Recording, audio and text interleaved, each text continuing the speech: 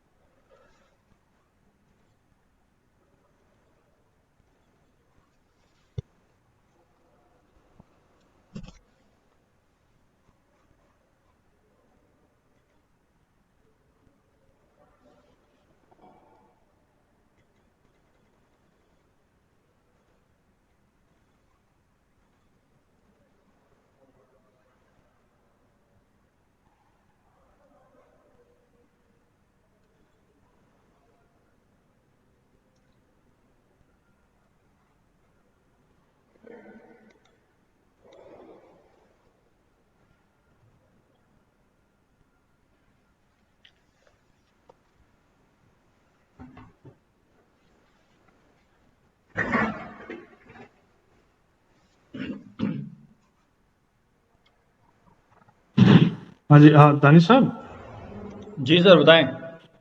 हाँ, थोड़ा सा जो है ना कनेक्टिविटी नहीं आ पा रही है सर की, तो मैं अपना वाला पार्ट पहले बता देता हूँ, फिर स्टार्ट करते हैं सर को करेक्ट कर। कोई प्रॉब्लम नहीं, जैसा आप सही समझे sir, it's up to you.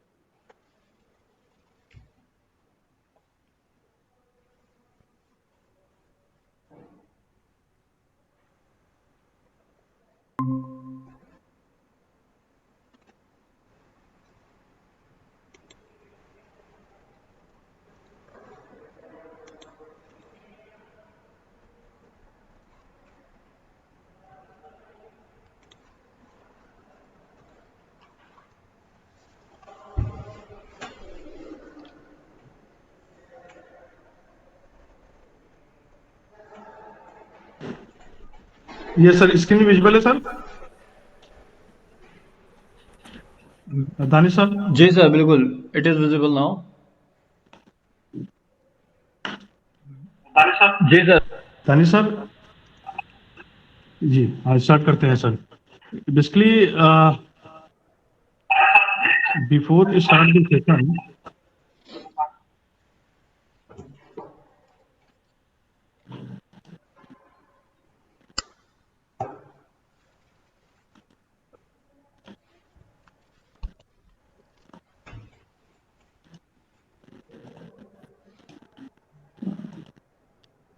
Faculty introductory class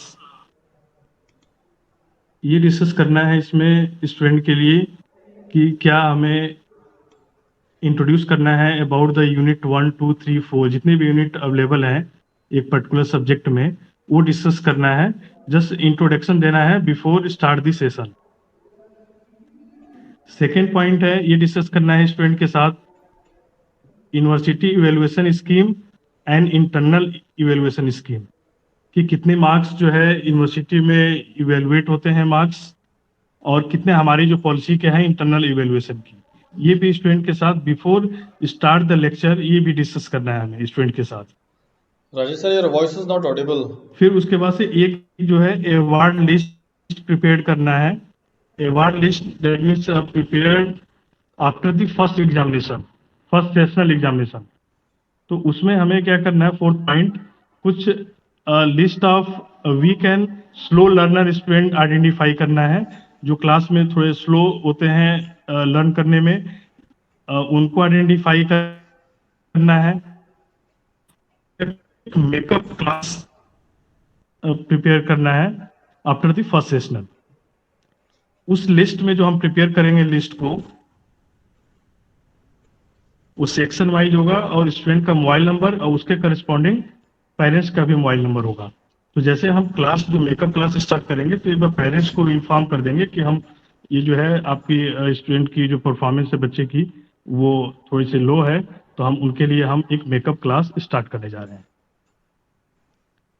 और फिफ्थ पॉइंट है ये क्वेश्चन बैंक। क्वेश्चन बैंक भी यूनिट वाइज प्रिपेयर करना है, जैसे कि हम जैसे फर्स्ट यूनिट फिनिश हो गया तो उसको हम स्टूडेंट को हम प्रोवाइड कर सकते हैं कि इस टाइप से इस यूनिट के क्वेश्चन पॉसिबल है जो यूनिवर्सिटी में आ सकता है। Second point, six point, previous year university question paper. जैसे हम क्लास ले रहे हैं यूनिट 1 पढ़ा रहे हैं स्टूडेंट को, तो जो टॉपिक डिस्कस कर रहे हैं इनकेस वो यूनिवर्सिटी में क्वेश्चन आया है पर्टिकुलर यूनिट में, यूनिट 1 में, तो वो उसी टाइम डिस्कस कर सकते हैं हम स्टूडेंट के साथ।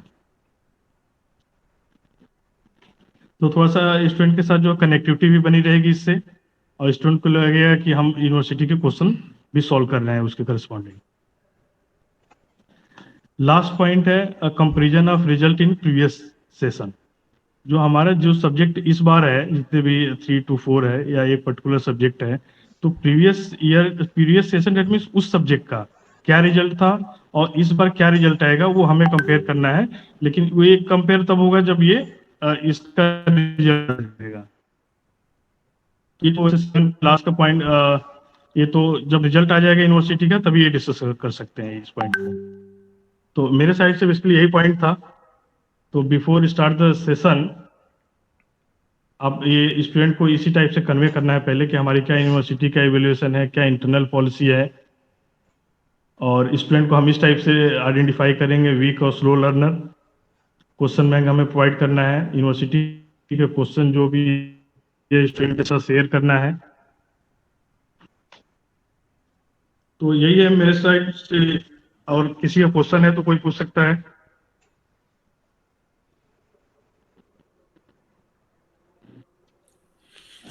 Good morning Rajesh sir.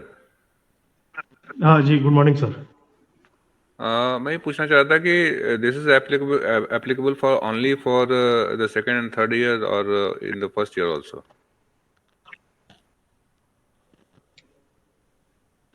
Sir ये सबके लिए है सर।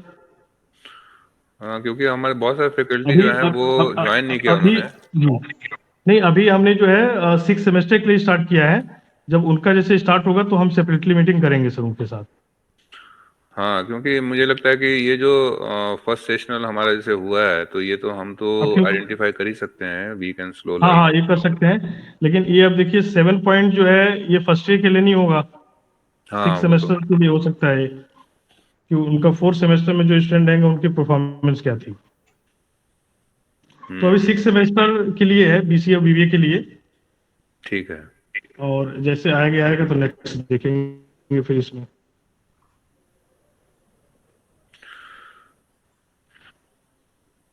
तो सीसी सर कंटिन्यू करिए सर।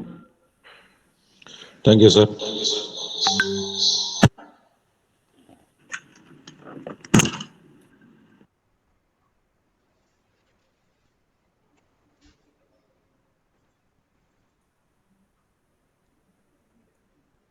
अपना प्रेजेंटेशन आप बंद कर दीजिए। Good morning everybody. Am I audible? Yes sir. Good morning, sir. Irfan, Yes, am I sir. audible?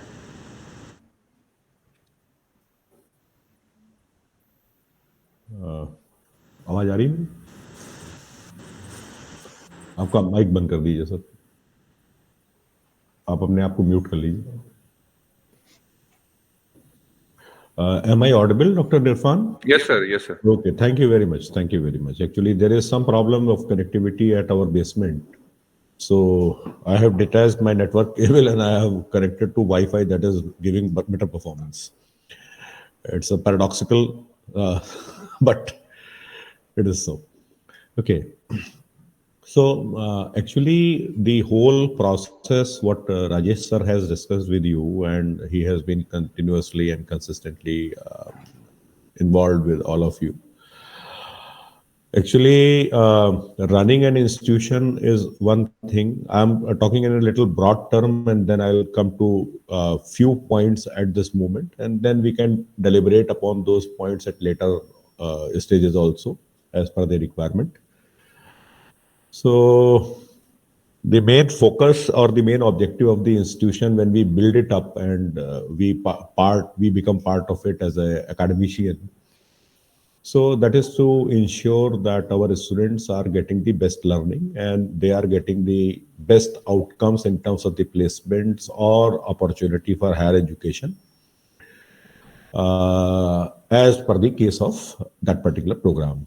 Like at the moment, we are talking about BCA and BBA program. So BCA and BBA program, as we know that they are not the terminal qualifications. Terminal qualifications means those qualifications after which we directly go into the job market and we get a consistent career on the basis of that qualification. So I think you must be agreeing with me. May I request any of your opinion about it? That BBA and BCA both are not the terminal qualification. Either we have to go for higher education or we use this BBA and BCA as a qualifying graduate degree for various government and banking jobs. Am I cutting across? Are you agreeing with me or not? Yes, definitely. Yes. Yes, sir. So at the same time, since our outcomes are not directly judged by the placement figures or statistics, so we need to gauge, we need to measure the overall outcome. When we say about outcome and objectives are little different, though they have to be same, but they are little different. Whenever we think that what is the objective of teaching this particular course, mind me, teaching this particular course give us an aspect of what I am going to deliver, what we as a teacher are going to deliver. But when we talk about the outcomes means what would be its output on the student side. So yes, in the yesterday's time, we were focusing on course objectives, where we thought that we would be giving this knowledge to our students. But now the whole focus of the education has moved from objectives to outcomes. Outcomes are basically the not the only knowledge, but the application of that knowledge, that where this knowledge these students would be able to apply. That is the outcome. So outcome is directly in terms of the skills which the student develop after complete a course being taught by us. Sir, आपका unmute है क्या sir?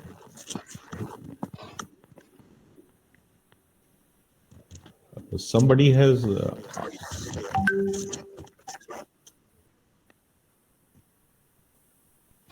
Abhilasha ma'am, please mute yourself. Abhilasha ma'am, please. Yeah, thank you. So in the current scenario, we are going through NEP 2020, that is National Education Policy, which has been revised by Government of India. Earlier, our policy was NEP 1986. And in between, there are two agencies, NAC and NBA, which have come into picture. NBA is for the technical education, which is being spearheaded by AICTE and controlled by AICTE across the nation, whether it is public institution or private institution, everywhere AICTE is prevalent. Even if some university is offering technical courses, they are obliged to have the AICTE approval. If they are not going for AICTE approval, in that case, UGC asks the universities to comply with the AICTE regulations regarding technical education. And whenever UGC comes for the inspection, they inspect the institution as per the AICTE guideline. So for all the technical courses like BTech and MBA, BPharm, B Architecture, UGC is dependent upon the AICTE regulation.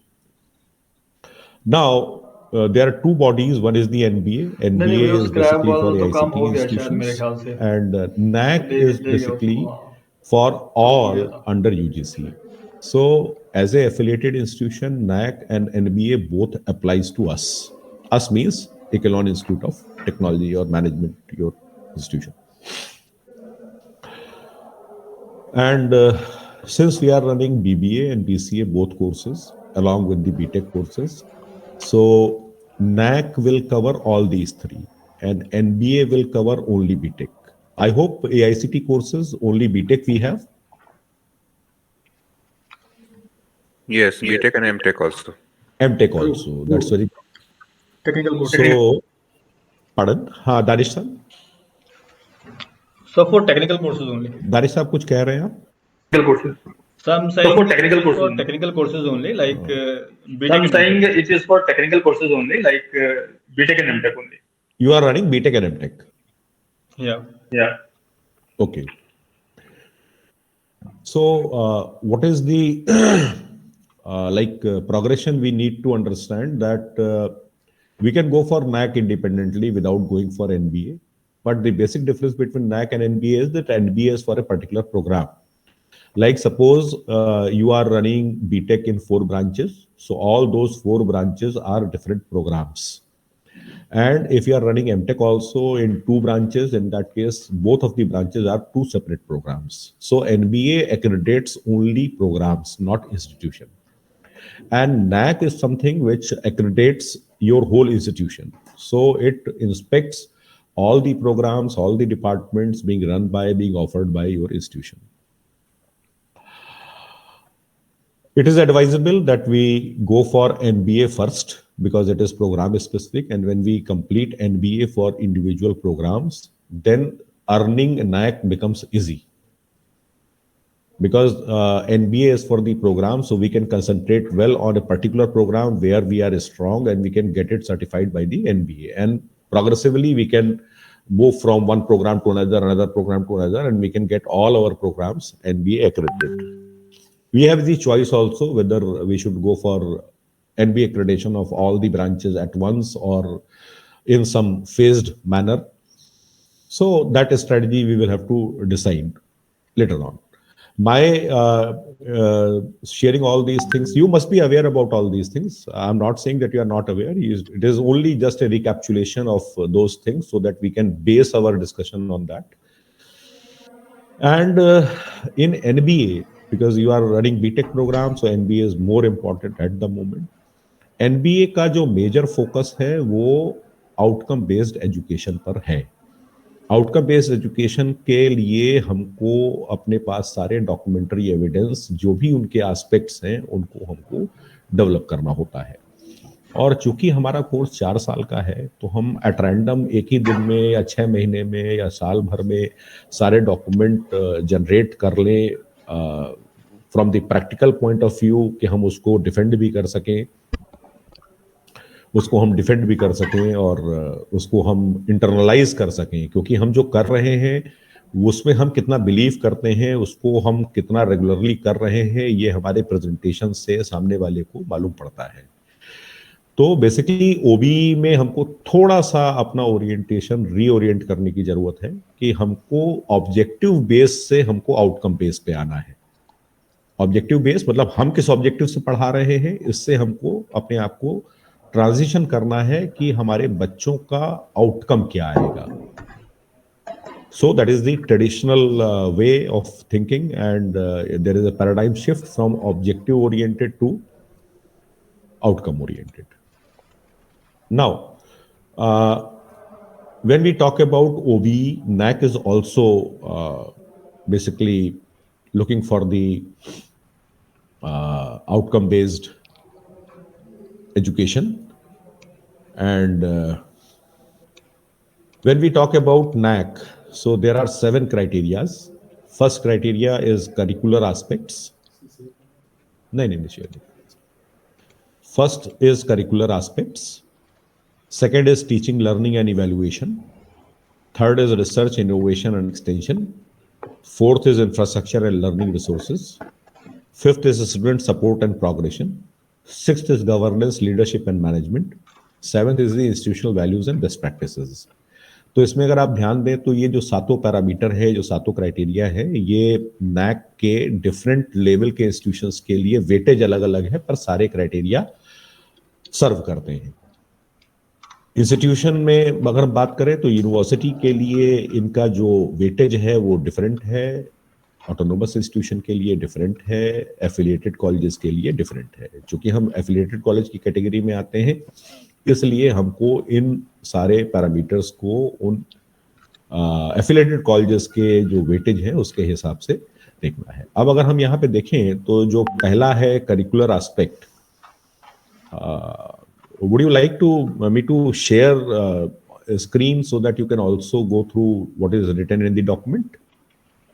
I will touch few points and I'll come to the point then. Sure. Sir, one moment. I'm trying to present.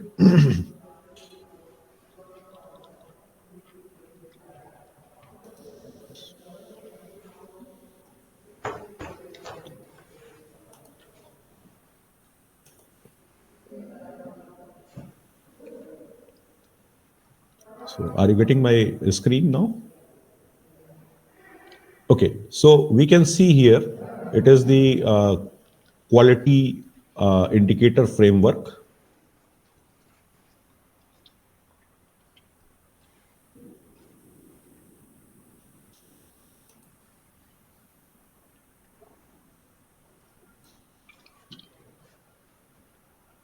So we can see there are 7 criteria: curricular aspect, teaching, learning and evaluation, research, innovation, extension, infrastructure and learning resources, student support and progression, governance, leadership management, institutional values and best practices.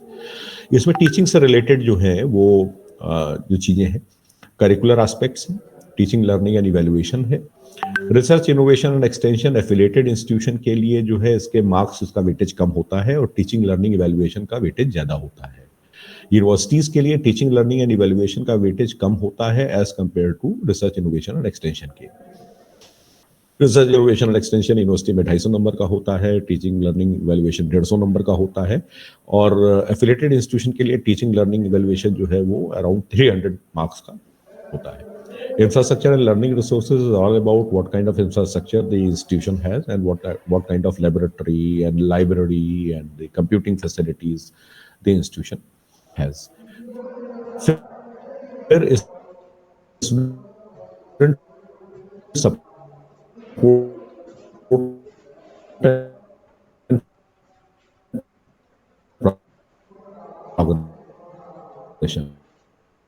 and so first they for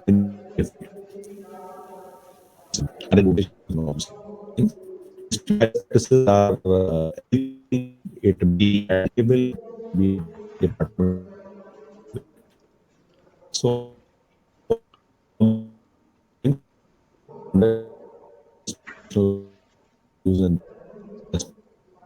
criteria one is curriculum aspect or curricular aspect. So here key indicators are curricular design and development, curriculum planning and implementation, academic flexibility, curriculum enrichment and feedback system. So curriculum design and development, we can say that we are following the university pattern, so we are not actually concerned about this. But saying this is not going to cut any ice with NAC, and NAC will take it negatively. So curriculum development and design and development is the prime responsibility of university. But at the same time, while we deliver that curriculum, so in that we can find many of the limitations of the university syllabus, and we have to identify that what additional we should be able to provide in order to make our students more skilled and employable in the market. Employable कहने का मतलब है कि बच्चा जब graduate करता है तो ग्रेजुएट करने के बाद उसको next stage of opportunity market में क्या मिलती है। क्योंकि बीबीए बीसी हमारा टर्मिनल क्वालिफिकेशन हम नहीं ट्रीट करते हैं इन टर्म्स ऑफ इंडस्ट्री, या इंडस्ट्री में करते भी हैं तो हमें इस तरह की जॉब्स मिलती हैं, या कह सकते हैं कि कुछ प्राइमरी लेवल की जॉब्स मिलती हैं, जैसे बीपीओ है या इस तरह की चीजें हैं। तो हमारे लिए यहाँ पर हमारा फोकस हायर एजुकेशन भी होता है कि हम अपने करिकुलम में हम किस तरह के एड ऑन्स करें, किस तरह के जो करिकुलम के गैप्स हैं उनको हम फिलअप करें, ताकि हमारे बच्चे जो हैं वो ज्यादा बेहतर परफॉर्म कर पाएं हायर एजुकेशन में एंट्री के लिए with good institutions. Now curriculum planning and implementation में क्या होता है कि जो हमने करिकुलम यूनिवर्सिटी से पाया है उसकी हम डिटेल्ड प्लानिंग करते हैं, डिटेल्ड प्लानिंग करते हैं और उसके बाद उसको हम इम्प्लीमेंट करते हैं। तो जो आपने कोर्स फाइल देखी है, कोर्स फाइल आप लोग बना रहे हैं, कोर्स फाइल में जब आप डिटेल्ड लेसन प्लान बनाते हैं, लेसन प्लान के साथ में एक्टिविटी प्लान करते हैं कि हम कब असाइनमेंट देंगे, कब हम ट्यूटोरियल कराएंगे, उसके साथ हम कौन से केस स्टडीज डिस्कस करेंगे। Especially in management, we focus on the case studies, and in technology, we focus more on the real life problems. So ये सारी चीजें हैं। फिर ये जो आपका 1.3 है करिकुलम इनरिचमेंट, करिकुलम इनरिचमेंट में हमने अपने करिकुलम के जो गैप्स थे मार्केट की रिक्वायरमेंट और बच्चों की एम्प्लॉयबिलिटी इन्हांसमेंट के पॉइंट ऑफ व्यू से हमने उसके लिए क्या किया, हमने गैप्स कैसे आइडेंटिफाई किए, उन गैप्स को आइडेंटिफाई करने के बाद सब्जेक्ट लेवल पे हमने उसको कैसे वैलिडेट किया कि हाँ ये वाकई गैप्स हैं और ये लेजिबल गैप्स हैं, और उसके बाद हमने उसको रिमूव करने के लिए, गैप्स को फिल करने के लिए क्या एफर्ट किए। और 1.4 is feedback system. Actually in the current scenario जो आपका एमबीए है चाहे नैक है, दोनों में ही फीडबैक बहुत इंपॉर्टेंट है, और फीडबैक जो होता है वो इनडायरेक्ट टूल ऑफ असेसमेंट होता है। बच्चों की जो हमारी परफॉर्मेंस है उसका दो पार्ट होता है असेसमेंट का, एक डायरेक्ट और एक इनडायरेक्ट। डायरेक्ट असेसमेंट्स होते हैं जिन भी चीजों के अगेंस्ट हम बच्चे को क्वांटिटेटिव मार्क्स अलॉट करते हैं, मार्क्स अवार्ड करते हैं, वो डायरेक्ट असेसमेंट है। और जहां पे हम बच्चों को फीडबैक लेते हैं, बच्चों के परफॉर्मेंस के ऊपर फीडबैक लेते हैं, वो क्वालिटेटिव होता है और उसको हम इनडायरेक्ट असेसमेंट का पार्ट रखते हैं। हम फीडबैक की भी जब बात कर रहे हैं तो फीडबैक में हमारे पास कई तरह के फीडबैक होते हैं। एक तो हर सब्जेक्ट को पढ़ाने के दौरान और सब्जेक्ट को पढ़ाने के बाद जो बच्चों से फीडबैक लिया जाता है, that is the most primary feedback during the delivery of that course, during the delivery of the program. फिर उसके बाद जब वो बच्चा एल्यूमिनी में कन्वर्ट हो जाता है तो एल्यूमिनी का फीडबैक, उसके पेरेंट्स का फीडबैक, उसके एम्प्लॉयर का फीडबैक और टीचर का फीडबैक। और एनबीए में एक और टर्म आता है mentor mentee feedback, mentor feedback. तो एआईसीटी ने एक मेंटर मेंटी की स्कीम इनिशिएट कर रखी है, आपके यहाँ भी इंप्लीमेंट होगी doctor Irfan, I hope. Yes sir. जी जी, अभी कर रहे हैं सर। तो ये थोड़ा सा बैकग्राउंड था जिसमें मैं बात करना चाह रहा था। उसके बाद फिर आपका जो करिकुलम डिजाइन, ये तो खैर उसके आ गया।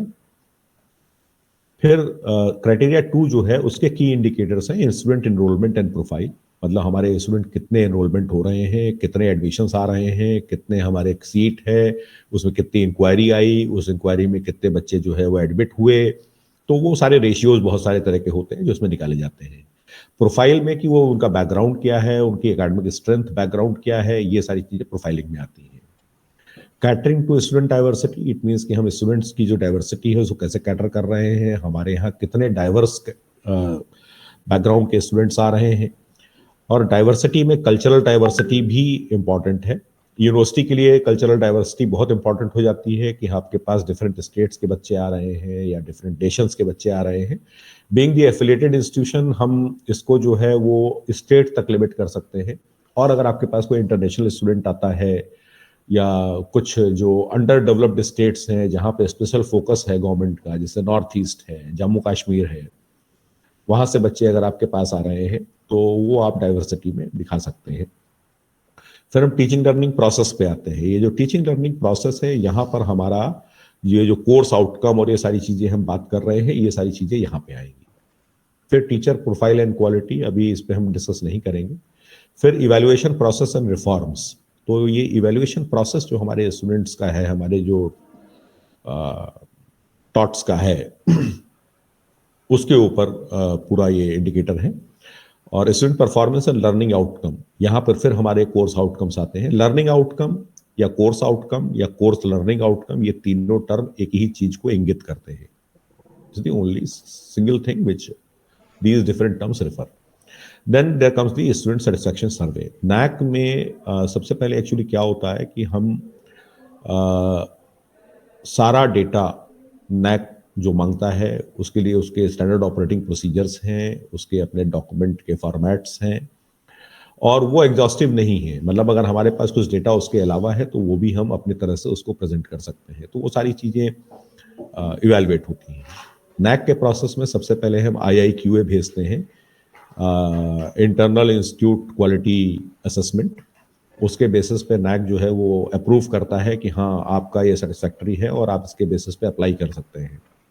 और तब फिर हम जो है वो अपना सेल्फ रिपोर्ट जो होती है, इसको हम वहाँ पर SSR बोलते हैं और NBA में SAR बोलते हैं, वो भेजते हैं।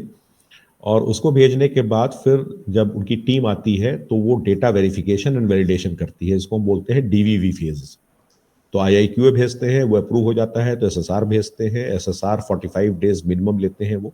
उसके बाद वो विजिट तय करते हैं। विजिट तय करने पे जब वो आते हैं तो सबसे पहले डेटा वेरिफिकेशन वैलिडेशन करते हैं कि जो आपने भेजा है उसका डेटा आपका क्या है। और दूसरा एक बहुत इंपॉर्टेंट वहाँ पर एस्पेक्ट आता है student satisfaction survey, this is called SSS phase. उसमें वो स्टूडेंट से एक्सटेंसिव इंटरेक्शन करते हैं, स्टूडेंट के पेरेंट्स से करते हैं, स्टूडेंट के जो आपके अलावा जो उनके एलुमनी हैं आपके या जो आपके एम्प्लॉयर्स हैं उनसे वो इंटरेक्ट करते हैं। तो ये सब चीज़ें हैं। तो ये आपका क्राइटेरिया 2 है।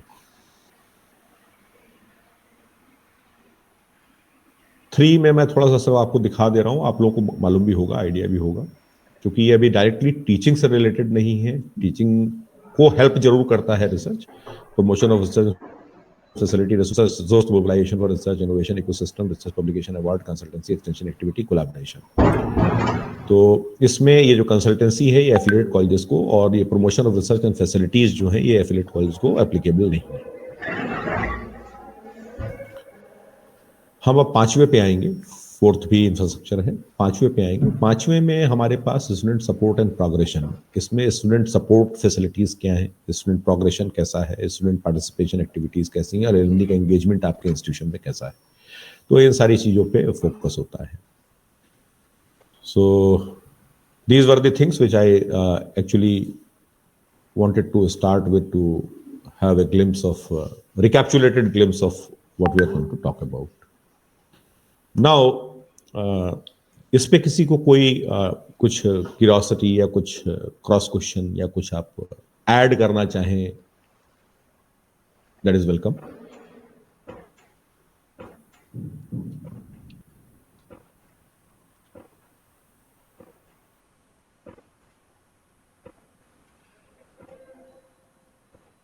आप में से कोई भी इस जितनी भी हम लोगों ने चीज़ें अभी बात की हैं इसमें कुछ पूछना चाहे, या आपके अपने कुछ एजम्पशंस हों, कुछ क्वेरीज हों?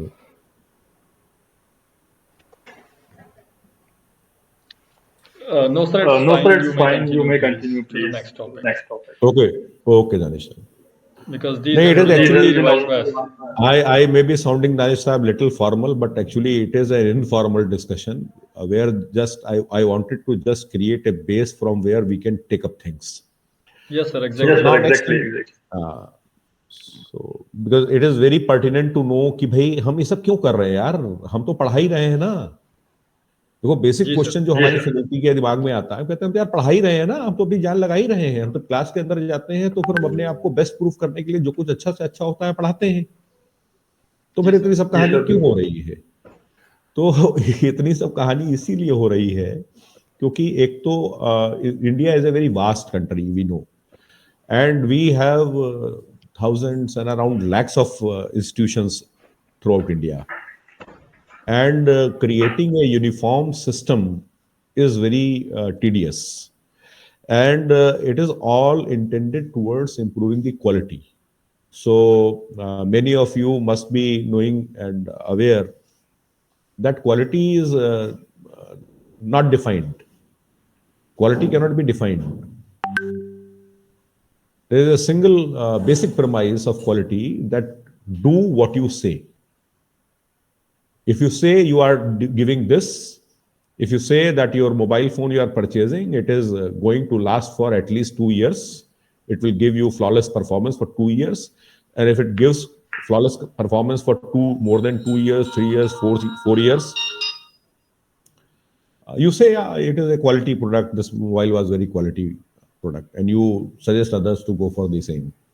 So quality speaks of itself. Quality means whatever you are saying that you are doing, you are delivering, you are achieving, prove it that it is there. So NBA, NAAC, they have the same fundamental. They say, do what you say and prove that you are doing it.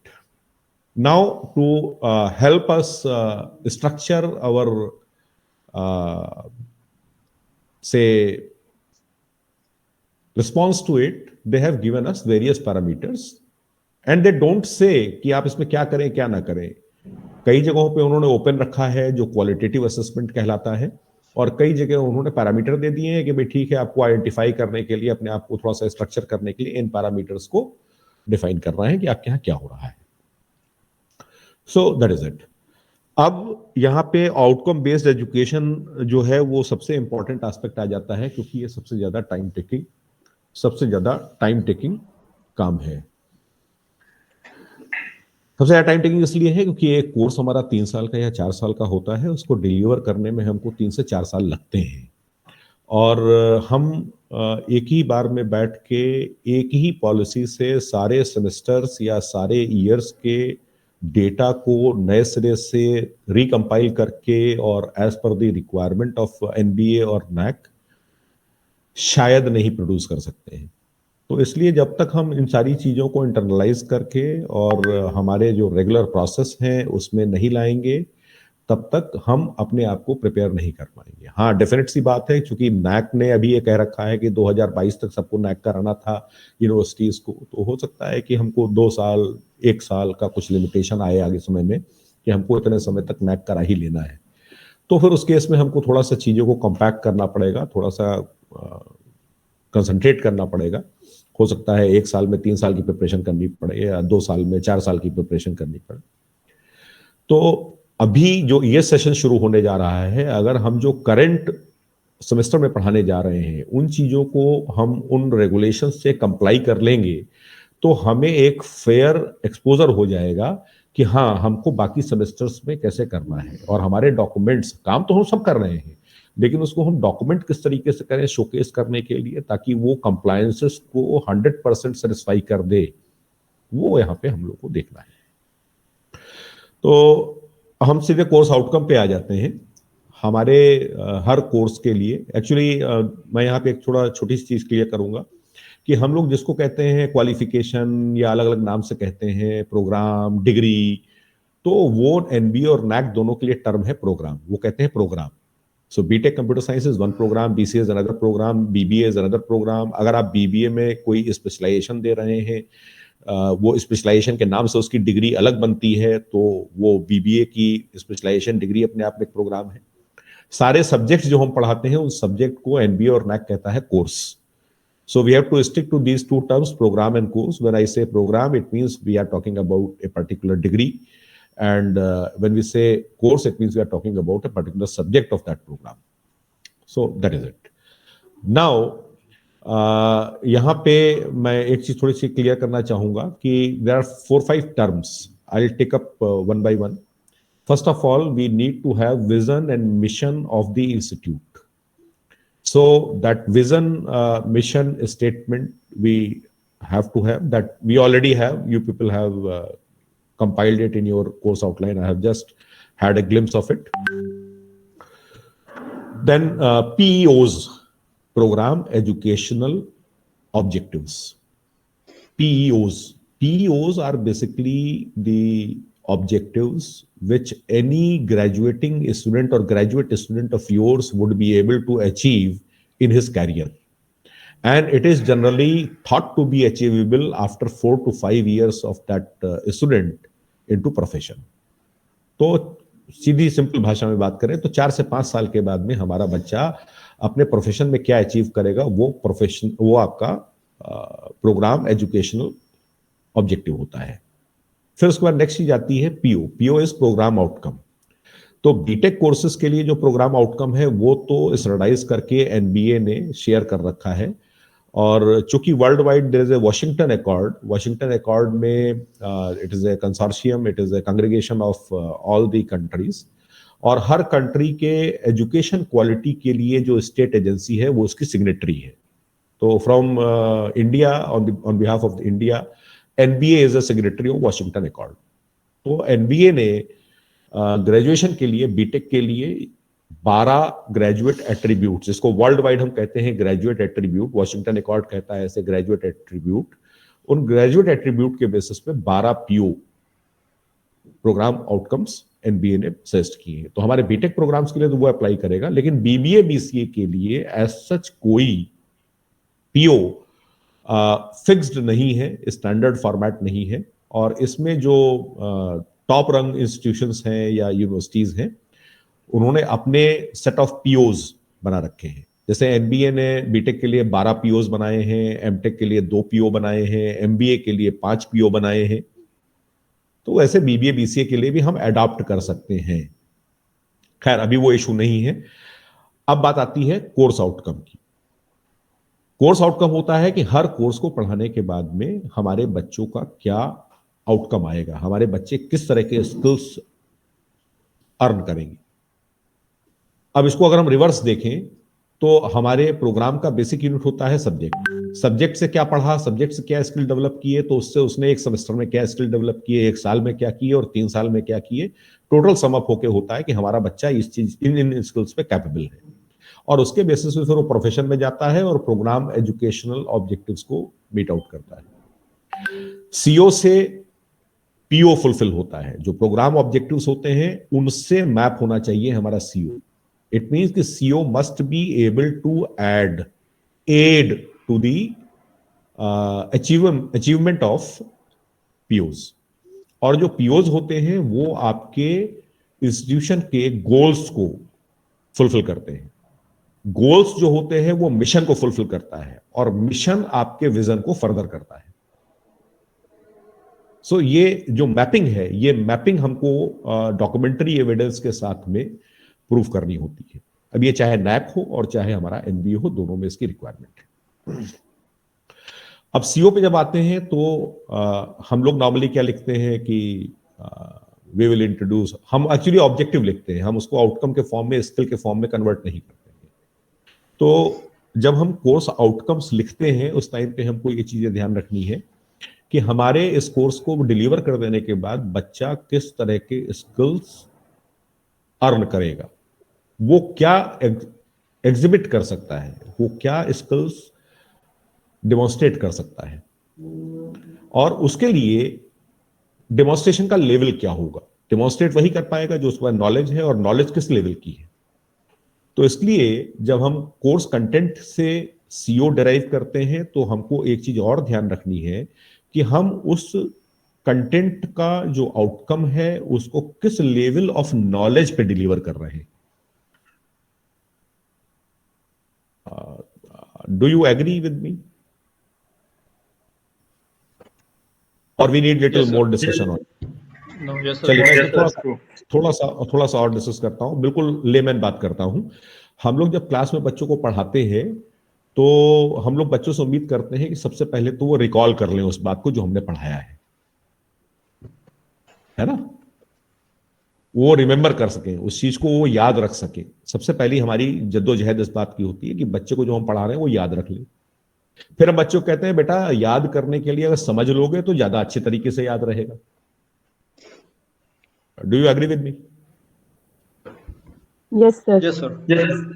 So first objective or the first outcome is of the level remember, that students are able to remember and recall whatever I have taught. That is the first level of knowledge. Second level is understand. And after a student is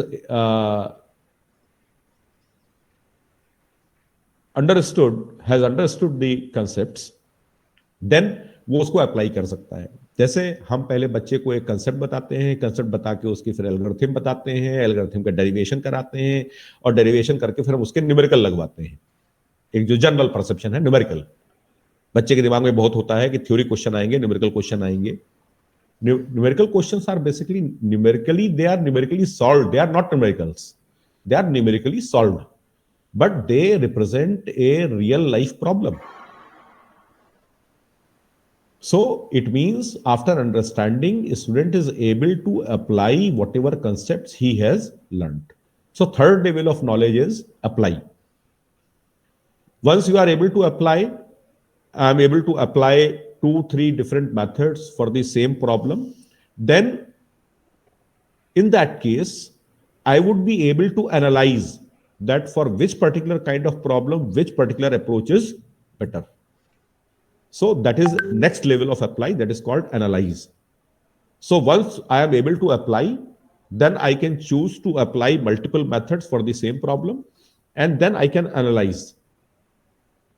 So which particular solution is better, or if they are subject to certain conditions, certain environmental parameters, so in which situation, which solution is better. That is the analyze level. So next level of knowledge is analyze. After analyze, when we have analyzed all these methods, we are able to evaluate. I have told ना कि हम क्या inference draw करेंगे कि भाई इस तरह की प्रॉब्लम के लिए ये सोल्यूशन अच्छा है, इस तरह की प्रॉब्लम के लिए ये अप्रोच अच्छी है. So that is our ability to evaluate among various solutions available. तो पहला लेवल हो गया रिमेंबर, उसके ऊपर अंडरस्टैंड, अंडरस्टैंड से ऊपर बढ़ेंगे तो अप्लाई, अप्लाई से ऊपर बढ़ेंगे एनालाइज, एनालाइज से ऊपर बढ़ेंगे तो इवैल्यूएट, और उसके बाद जो लास्ट लेवल है, जो टॉप मोस्ट लेवल है, that is we are able to implement solution for new problems, and that is called create. आपने अपने बच्चों को, जैसे मान लीजिए कि आप लोग अभी शायद बीबीए के भी लोग हैं यहाँ पे और बीसीए के भी लोग हैं. बीबीए में मान लीजिए कि आपने, हाँ बीबीए है, बीसीए है, both BBA. Okay ma'am, okay, thank you. जैसे मान लीजिए कि आपने एक किसी भी प्रोडक्ट की मार्केटिंग स्ट्रैटेजी बच्चे को पढ़ाई. जब आप मार्केटिंग स्ट्रैटेजी पढ़ाते हैं तो मार्केटिंग स्ट्रैटेजी के लिए आप पहले मार्केट की स्टडी, कंज्यूमर बिहेवियर, मार्केट के जो डायनेमिक फैक्टर्स हैं, उन सारी चीजों को आप पहले बच्चे को कहते हैं स्टडी करने के लिए. उसके बाद में फिर आप स्ट्रैटेजी में और भी बहुत सारे फैक्टर्स आते हैं, कंपटीशन आता है, availability of products in that particular area आता है, पर्टिकुलर कैटेगरी आता है, उसका कंजम्पशन रेशियो आता है, बहुत सारी चीजें हैं. मतलब I am not a management person, but from my domain whatever I know about it, I'm just sharing as a naive person, as a layman. और हमने बच्चे को मान लीजिए कि 3 तरह के प्रोडक्ट, एक एफएमसीजी प्रोडक्ट का, एक वाइट गुड्स का, और एक किसी और फार्मेसी के, हमने बच्चे को केस स्टडीज कराई.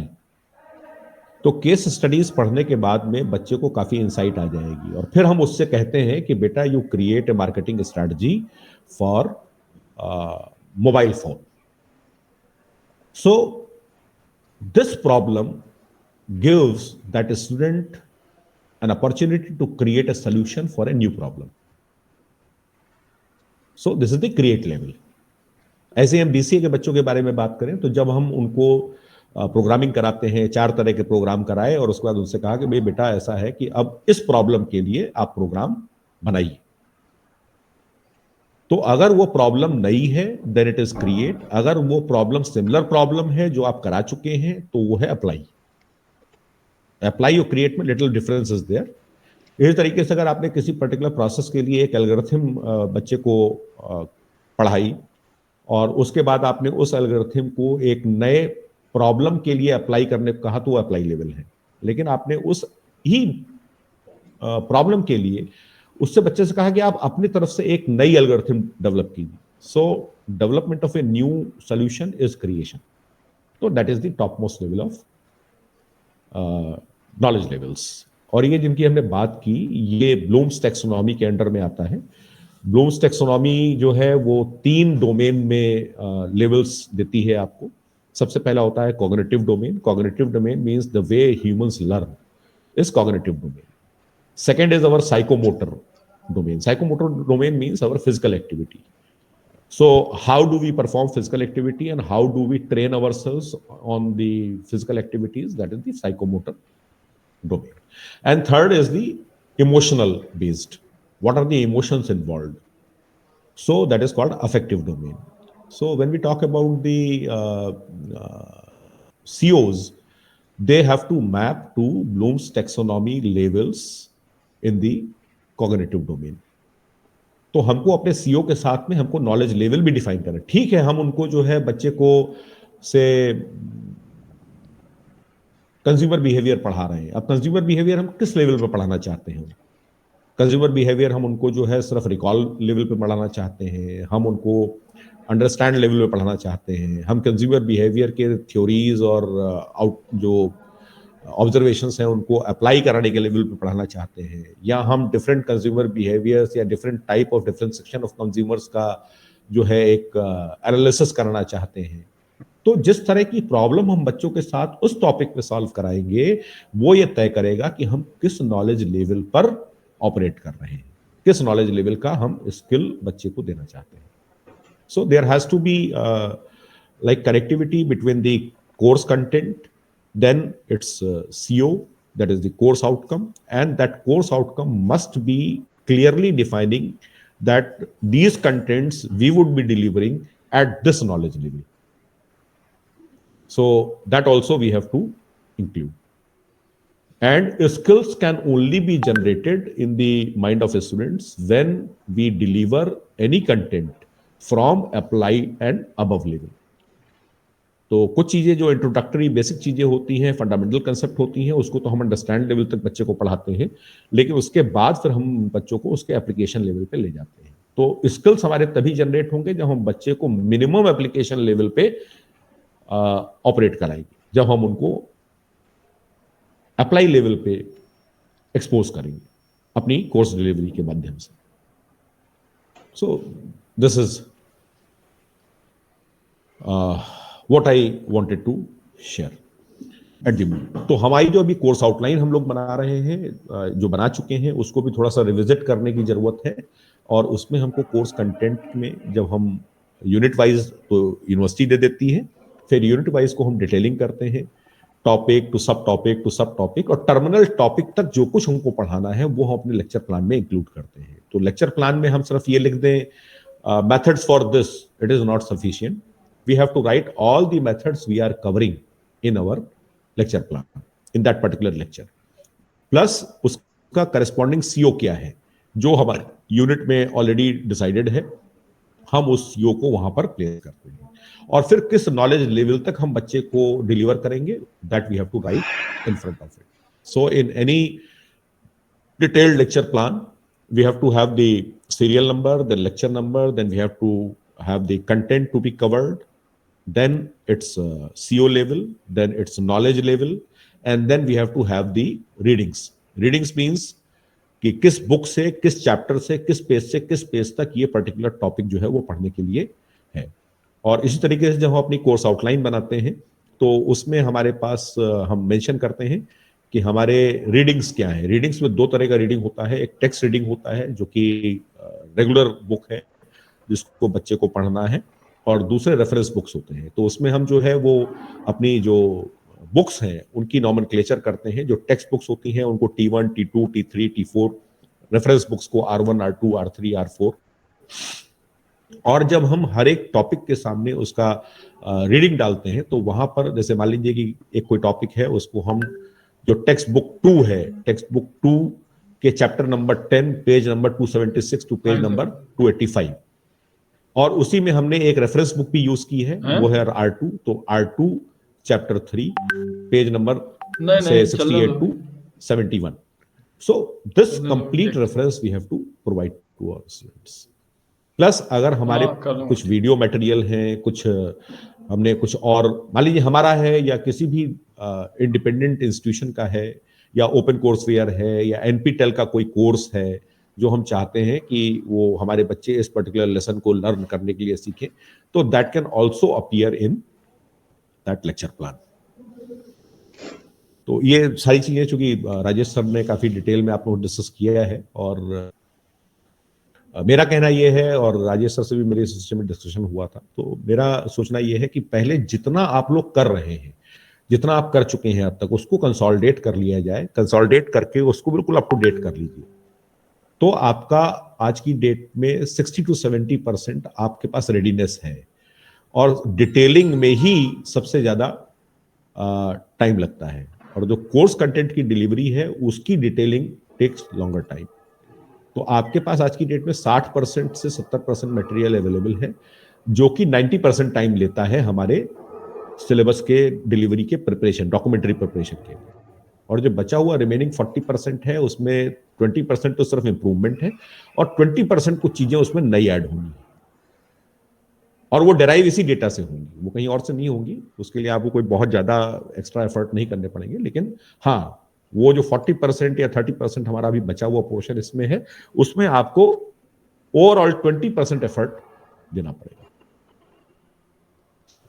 तो मैं आज इस बात को, अपनी बात को यहीं पे रुकना चाहूंगा। आप लोग से अनुरोध है, अगर आप लोगों को कोई भी चीज डिस्कस करनी हो या शेयर करनी हो, पूछनी हो, I am open.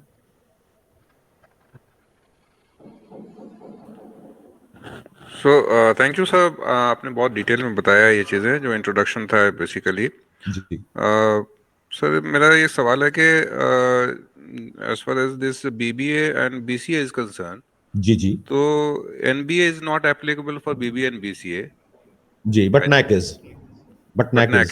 Okay. Yes. So the methodology of these two agencies, NBA and NAC, is different. I think NBA is not applicable, but NAC is following the same pattern of calculation of or mapping of CO and PO as in an NBA.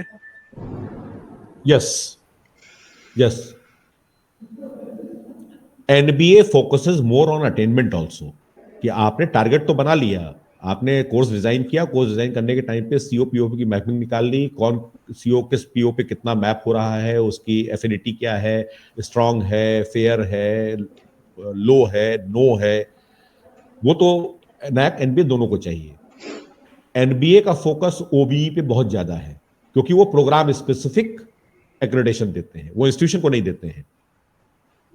उनमें कुछ major points होते हैं। Actually अगर हम NBA की बात करें तो NBA के 7 पैरामीटर होते हैं, 7 क्राइटेरिया होते हैं जो हमारे प्रोग्राम पर अप्लाई करते हैं, और उस प्रोग्राम के सपोर्ट में जो मैनेजमेंट, एडमिनिस्ट्रेशन, इंस्टीट्यूशन और सेंट्रल लेवल की फैसिलिटीज हैं, जो कि हर प्रोग्राम में इनवेरिएबली यूज की जाती हैं, उनके ऊपर 3 क्राइटेरिया है। और NAC में जो 7 क्राइटेरिया है वो पूरे इंस्टीट्यूशन के लिए है, जिसमें आपको उन सारे क्राइटेरिया को हर डिपार्टमेंट, हर प्रोग्राम के लिए जस्टिफाई करना होगा। तो सर इसमें NBA में जो टेक्निकल कोर्सेज हैं उनके लिए PO डिफाइंड है ऑलरेडी, 12 पैरामीटर्स हैं, 12 पैरामीटर्स। हाँ, 12 बीटेक के लिए हैं, 5 MBA के लिए हैं और 2 MTech के लिए। ओके, तो इसी तरीके से क्या NAC ने भी कोई नहीं, NAC ने कोई PO नहीं दिया है। मैं आगे आने वाले समय में आपके साथ में जो आप कोर्सेज रन कर रहे हैं, एग्जैक्टली उसकी इंफॉर्मेशन मैं राजेश जी से बात कर लूंगा, और आई विल ट्राई कि मैं आपको उसके कुछ सैंपल POs शेयर करूं, और शेयर करने के बाद फिर POs कैसे बनाए जाते हैं उसका हम आपको तरीका भी बताएंगे, क्योंकि हमने ये बड़ा आसान है। देखिए होता क्या है, मैं आपसे लेमैन आपके तरह से ही हार्ट टू हार्ट बात कर रहा हूँ, not as a external person. Vision mission एक आदमी बैठता है, लिख देता है और अडॉप्ट कर लेते हैं, लेकिन NAC भी पूछता है और NBA भी पूछता है कि आपने ये विजन मिशन बनाया कैसे। Vision mission is something which has down to each and every individual, including employee, employer, and the students and all the direct and indirect stakeholders. तो हमको विजन मिशन स्टेटमेंट बनाने के लिए हमने कौन सी टीम गठित की, उस टीम में हमने कितने स्टूडेंट रखे, कितने हमने फैकल्टी रखे, कितने हमने एडमिन के लोग रखे, कितने मैनेजमेंट के लोग रखे, कितने पेरेंट्स को इनवाइट किया, कितने इंडस्ट्री को लगाया साथ में, वो सारा डॉक्यूमेंट होता है। अभी मैं बहुत लेमन टर्म में बात कर रहा हूं, लेकिन इसका पूरा डॉक्यूमेंटेशन होता है। और डॉक्यूमेंटेशन इसलिए नहीं होता है कि आप उसको रिवर्स जस्टिफाई कर दें। हमने क्या प्रोसेस अडॉप्ट किया उसको हमको डॉक्यूमेंट करना होता है। लेकिन कोई बात नहीं, पहली बार जब विजन मिशन बनता है तो वो एक ही आदमी बनाता है, हर आदमी जानता है। इतने स्टेक होल्डर ही उस टाइम पे आइडेंटिफाइड नहीं होते, अवेलेबल नहीं होते। लेकिन उस विजन मिशन को हम रिवाइज दिखा सकते हैं कि हमने रिवाइज किया इस प्रोसेस से, और उस प्रोसेस को फिर हमको फॉलो करना होता है जो डिफाइंड है, विजन के लिए भी, मिशन के लिए भी। और पीओस चूंकि एनबीए ने बना रखे हैं तो हम टेक्निकल कोर्सेज के लिए अडॉप्ट कर लेते हैं, बाकी कोर्सेज के लिए हम प्रोसेस दिखाना पड़ता है कि हमने इस तरीके से पीओस आइडेंटिफाई किया। तो एक तरह से यूनिफॉर्मिटी जो है सर वो एनबीए ने मेंटेन करके रखी है कि सारे इंस्टीट्यूशंस को एक प्री डिफाइंड उनको पीओस मिले हुए हैं। लेकिन अगर नैक की बात करें तो वहां पे पीओस डिफाइंड नहीं है, इसलिए यूनिफॉर्मिटी नहीं मिलेगी फिर। हाँ, यूनिफॉर्मिटी नहीं मिलेगी। देखिए मैंने आपसे क्या कहा कि quality is not defined by any physical means. Quality is what you say you have to do and you have to prove that you are doing what you are saying.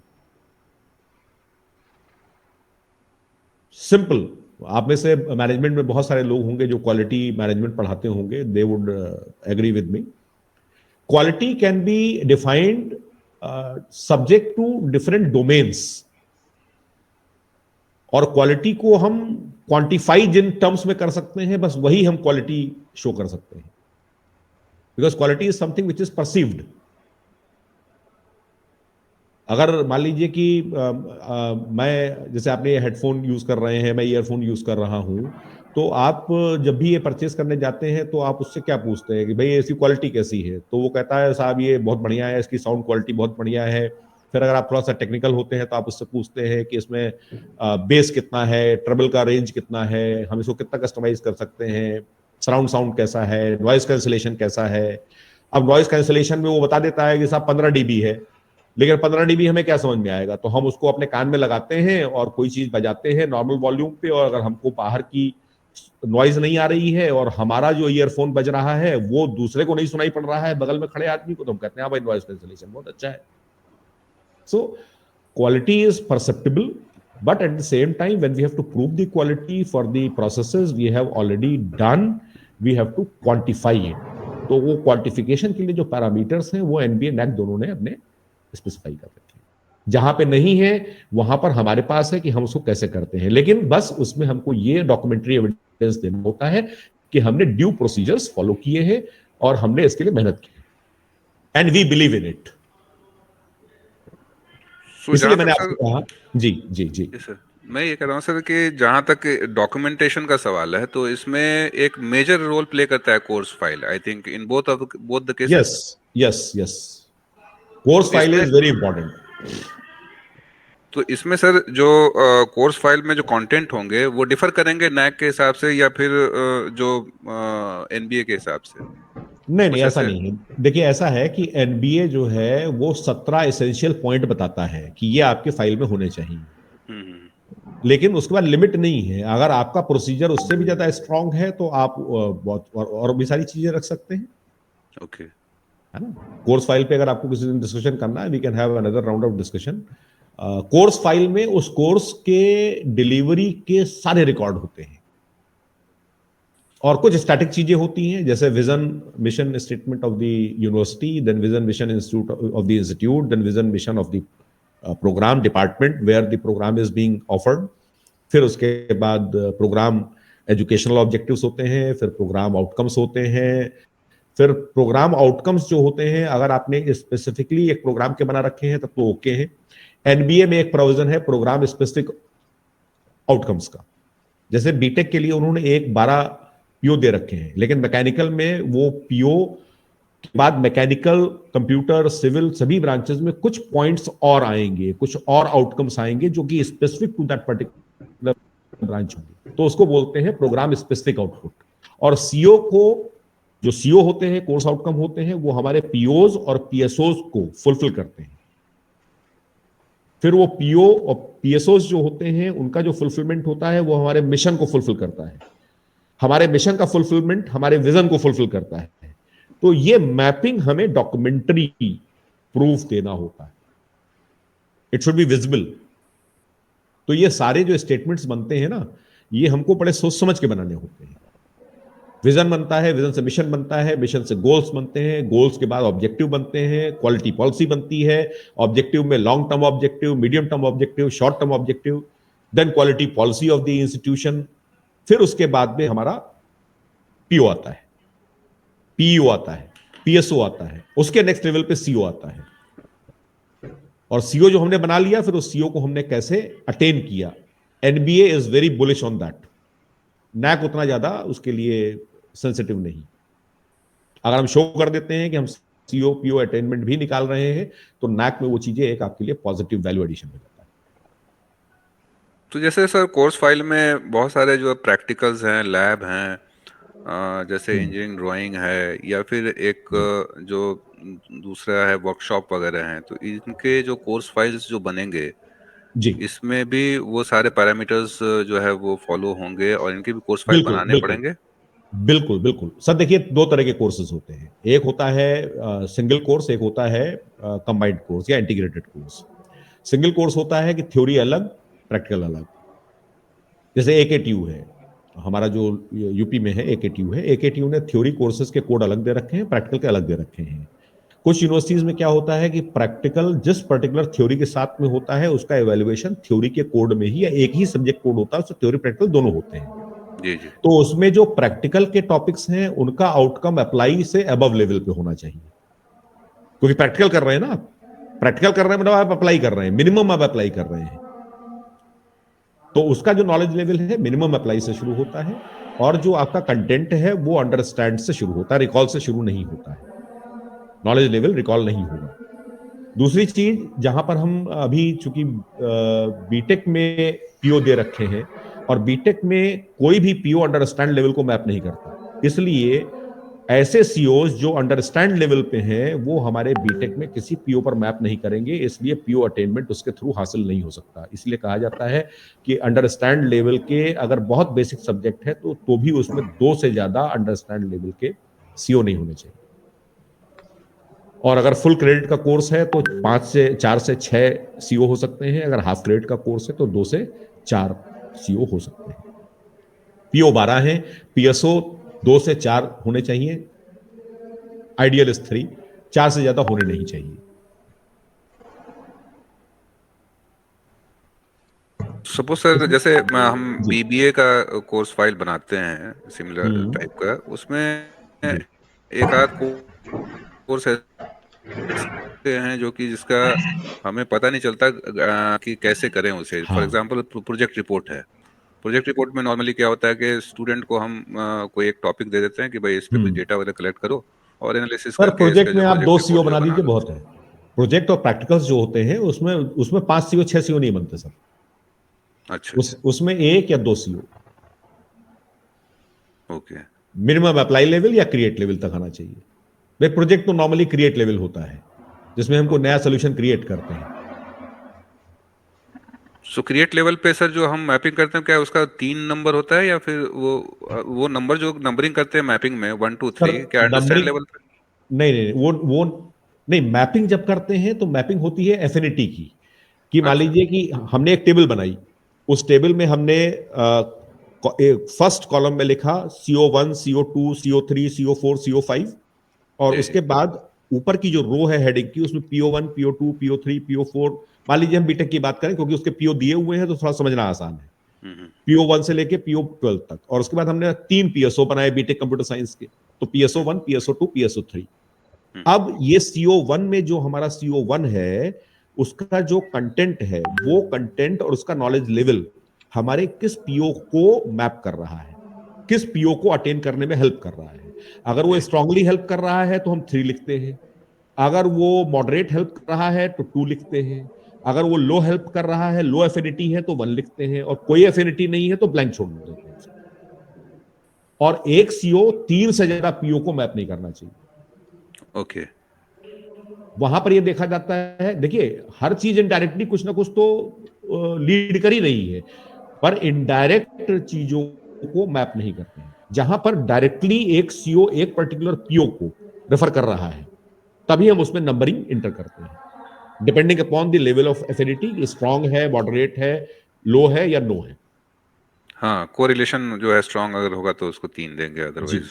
हाँ हाँ हाँ। और PO1 जो है वो PO1 engineering में apply level, PO2 analyse level है, PO3 create level है, PO4 एनालाइज से लेके क्रिएट लेवल तक है। तो अगर अंडरस्टैंड लेवल के सीओ हम रखते हैं तो स्पेशली बीटेक में अंडरस्टैंड लेवल का जो सीओ है वो किसी पीओ पे मैप नहीं होगा, उसके सामने की पूरी रो खाली जाएगी। Okay. Sir, sorry to interrupt sorry you to in interrupt you in between, between, but faculties are having faculties are having classes right now. classes right now. So, Please, please, So, please, please. could you please sum up the please sum meeting up the so that we meeting so can that we can go ahead. From my side Go it's okay. From my side it is sir okay. एक last question था बस, उसके बाद wrap up कर। Sir ये rubrics क्या होता है? सर इसमें हम रूब्रिक्स क्या कहते हैं शुरू से? Rubrics is basically the matrix which we use to say evaluate student performance. Simple metric, जैसे आप लिखते हैं ना क्वेश्चन पेपर में, जैसे मान लीजिए प्रोजेक्ट रिपोर्ट की बात करें, तो प्रोजेक्ट रिपोर्ट में हम लिखते हैं कि प्रोजेक्ट रिपोर्ट में क्या क्या होना चाहिए। प्रोजेक्ट रिपोर्ट में इंट्रोडक्शन होना चाहिए, फिर प्रॉब्लम स्टेटमेंट होनी चाहिए, फिर हमारी उसके सोल्यूशन का जो सोल्यूशन है उसका इंट्रोडक्शन होना चाहिए, फिर उसके बाद हम उस सोल्यूशन को कैसे इंप्लीमेंट करते हैं ये होना चाहिए। तो जब हम कहते हैं कि हम इस प्रोजेक्ट रिपोर्ट का इवैल्यूएशन करेंगे तो इस पे इतने मार्क्स देंगे, इस पे इतने मार्क्स देंगे, इस पे इतने मार्क्स देंगे, इसको इतने नंबर में इवैल्यूएट करेंगे, तो it is the rubric for evaluating the project report. कि प्रोजेक्ट रिपोर्ट में इन एस्पेक्ट्स पे हम ये चीजें इवैल्यूएट करेंगे। ऐसे ही जैसे हम प्रैक्टिकल की बात करते हैं तो प्रैक्टिकल में हम कहते हैं कि बच्चे का जो जर्नल रिपोर्ट है उस पर हम 20% वेटेज रखेंगे, बच्चे का जो वाइवा होगा उस पर 20% रखेंगे, बच्चे ने प्रैक्टिकल जो कंडक्ट किया है लैब के अंदर उसके ऊपर हम 60% रखेंगे। तो हमने 3 पार्ट में डिवाइड किया। तो it is rubric. Rubric gives you the matrix to measure the performance of the student, that's all. Okay. आप क्विज लेते हैं, क्विज में आपने 10 क्वेश्चन दिए, हर क्वेश्चन एक नंबर का है, तो that is the metric that every question is of 1 number. तो ये कीवर्ड्स नहीं है sir? Keywords, kind of keywords. Rubric is rubric means that how under what heads we are going to evaluate the performance. Rubric is a generic term. आप किसी भी चीज में लगा सकते हैं rubric. Rubric means set of metrics which are being used to quantify. Okay. Evaluation में हम उसकी परफॉर्मेंस को क्वांटिफाई कर रहे हैं बच्चे की। ठीक है sir. Okay, sir. Nice talking to all of you. And it has been a pleasure on my part. Thanks a So lot. from my Thanks a side, lot, sir. thank you very much. Thank you, sir. It was wonderful. Thank you, sir. Okay, ma'am. Thanks a lot. Thank you. Thanks a lot. Welcome. Thank you, sir.